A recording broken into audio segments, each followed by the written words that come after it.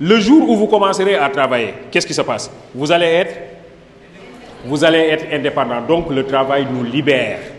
Le travail nous libère.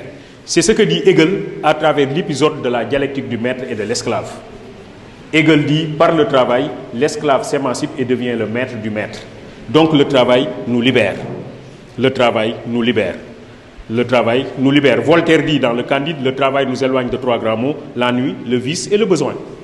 Le travail nous libère. Donc premier élément, donc de ce point de vue-là, le travail est important. Deuxième élément, j'avais dit tout à l'heure que le travail est une sanction divine. Vous vous rappelez, non? Adam et Ève ont été sanctionnés.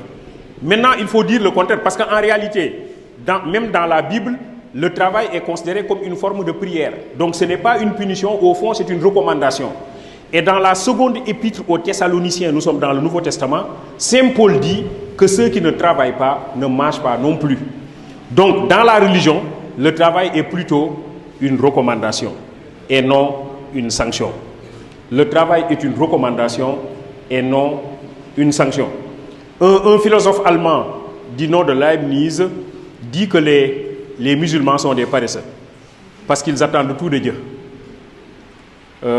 À Dakar, il y a un quartier qui s'appelle Attendre Dieu.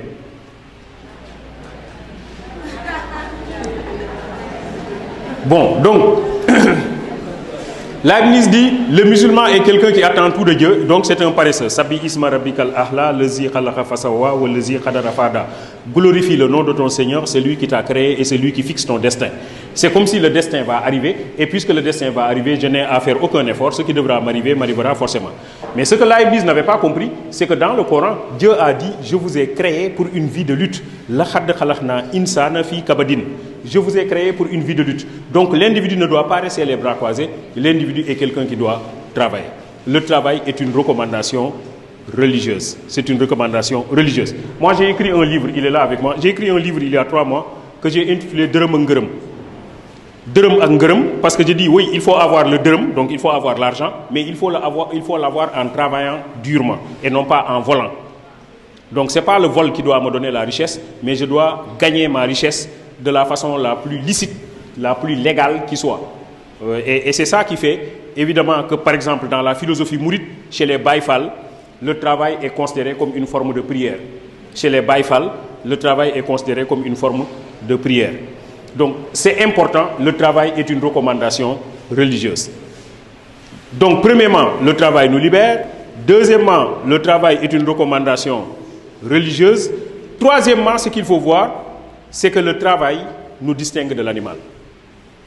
Parce que l'animal ne travaille pas, c'est l'homme qui travaille. Ce qui distingue dès l'abord le plus mauvais architecte de l'abeille la plus experte, c'est qu'il a conçu la cellule dans sa tête avant de la construire dans la ruche. C'est Marx qui parle comme ça dans la section 3 du Capital. Le travail nous distingue de l'animal. Le travail distingue l'homme de l'animal. Donc de ce point de vue-là, le travail est positif. Positif parce que c'est une réalité qui me libère. Positif parce que c'est une recommandation divine. Positif parce qu'il me distingue de l'animal.